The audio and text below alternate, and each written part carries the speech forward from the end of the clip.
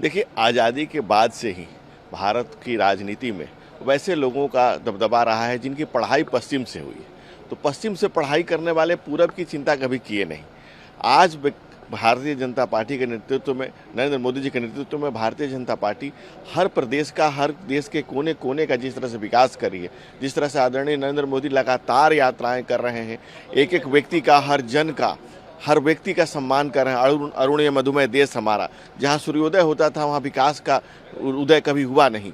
जिस तरह से विकास का कमल खिल सूर्योदय हो रहा है, जिस तरह से उसमें कमल का खिलना लाजिम है, ये तय है कि कमल खिलेगा, सूर्योदय, विकास का सूर्योदय जिस तरह से मोदी जी ने पूर्वोत्तर में किया है, उसमें पूरब की जनता, पश्चिम देश का जिस तरह से कण कण अनुप्राणित हुआ है, जिस तरह से हम हर एक व्यक्ति की कीमत जानते हैं, हर जान की कीमत जानते हैं, हर व्यक्ति को पहचानते हैं, उसके मर्म को, उसके दर्द को, उसकी पीड़ा को, उसके संताप को समझते हैं।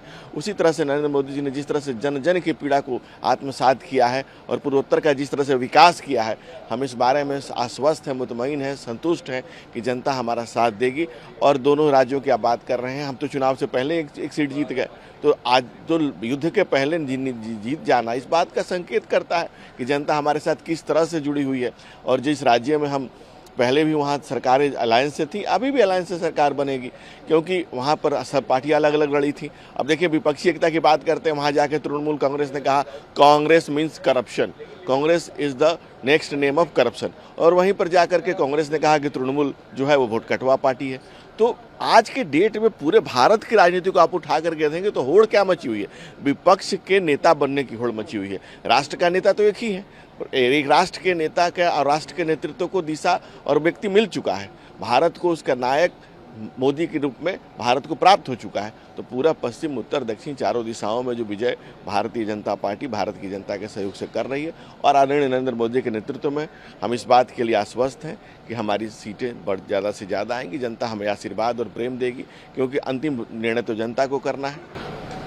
मेघालय का किस प्रकार से देखते हैं, जहाँ त्रिशूल को सरकार बनने की आशंका है? अभी तक वहाँ पर पूरा रुझान और जो नतीजा वो त्रिशूल को सरकार की तरफ बन रही है। मेघालय भी लय में आएगा।